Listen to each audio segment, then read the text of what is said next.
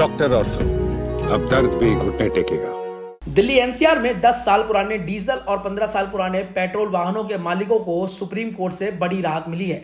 हालांकि जब्त किए गए वाहनों पर स्थिति स्पष्ट नहीं है। कोर्ट के फैसले पर सरकार ने खुशी जाहिर की है। इस आदेश के बाद दिल्ली सरकार ने इस तरह के वाहनों के खिलाफ फिलहाल जब्ती या ईंधन रोकने जैसे सख्त कार्रवाई नहीं करेगी। इससे करीब 62 लाख वाहन के मालिकों को राहत मिली है।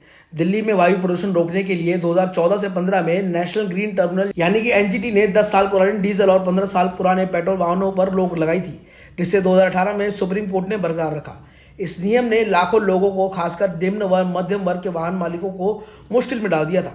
पुरानी गाड़ियां उनके लिए रोजी रोटी और रोजमर्रा की जरूरतों का साधन था। दिल्ली सरकार का मानना है कि अब BS4 सहित प्रदूषण की जांच बेहतर व्यवस्था है। ऐसे में उम्र के आधार पर वाहन को सड़क से हटाना जरूरी नहीं है। इसी आधार पर दिल्ली सरकार ने अदालत से इस मामले में पहले के फैसले पर फिर से विचार करने की गुजारिश की है। वायुमंडल प्रबंधन आयोग ने इसी साल जुलाई में आदेश दिया था कि दिल्ली एनसीआर में एंड ऑफ लाइन वाहनों को पेट्रोल पंपों पर ईंधन नहीं दिया जाएगा। साथ ही इन वाहनों को सार्वजनिक जगहों पर पाए जाने पर जब्त कर स्क्रैप यार्ड में भेजने पर 4 पहिया वाहनों पर 10,000 रुपए और 2 पहिए पर 5,000 रुपए जुर्माना लगाने का नियम भी बनाया गया था। इसके लिए दिल्ली के 500 से ज्यादा पेट्रोल पंपों पर ऑटोमेटेड नंबर प्लेट रिकॉग्निशन कैमरे लगाए गए थे, जो वाहन की उम्र चेक कर ईंधन रोकने का अलर्ट देती थी। तकनीकी खामियों और जनता की विरोध के बाद CQN ने इस नवंबर 2025 तक टाल दिया है। ANPR कैमरा वाहन की नंबर प्लेट स्कैन कर वाहन डाटाबेस से उम्र चेक कर लेता है। सरकार का कहना है कि कैमरे अभी पूरी तरीके से काम नहीं कर रहे हैं। कई बार गलत अलर्ट की वजह से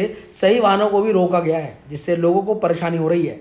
वाहन डाटाबेस के मुताबिक दिल्ली में करीब 62 लाख UL वाहन हैं, जिनमें 41 लाख 2 पहिया और 18 लाख 4 पहिया शामिल है। इसमें से 1.5 से 2 लाख वाहन अभी भी सड़कों पर चल रहे हैं। 2023 से 24 में 15,401 वाहनों को जब्त किया गया है, लेकिन यह स्पष्ट नहीं है कि वे वाहन वापस होंगे या नष्ट कर दिए जाएंगे।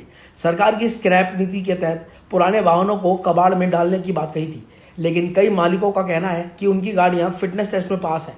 सवाल यह है कि क्या सरकार जब्त वाहनों के लिए मुआवजा देगी या नई नीति बनाएगी। सरकार ने CQM से कहा कि उनके पास UL वाहनों का जब्त करने की उचित व्यवस्था नहीं है। फिलहाल जुलाई में जब ईंधन रोकने का आदेश लागू हुआ तो लोगों ने इस निर्णय का विरोध किया था। लोगों ने कहा था कि उनकी गाड़ियां कम चलती हैं और फिटनेस टेस्ट में पास हैं, फिर भी उनकी उम्र के आधार पर उनको रोकना उचित नहीं है। 2021 में सुप्रीम कोर्ट ने दिल्ली सरकार के फिटनेस सेंटर्स बनाने को कहा था, लेकिन तत्कालीन आप सरकार ने इस पर कोई कदम नहीं उठाया था। उस समय भी दिल्ली के लोग निर्णय से खुश नहीं थे, लेकिन अब आज भाजपा सरकार ने इस मुद्दे को गंभीरता से लिया है और कोर्ट में याचिका दायर की है, जिसके बाद राहत मिलने के पूरे आसार हैं। डॉक्टर ऑर्थो, अब दर्द भी घुटने टेकेगा।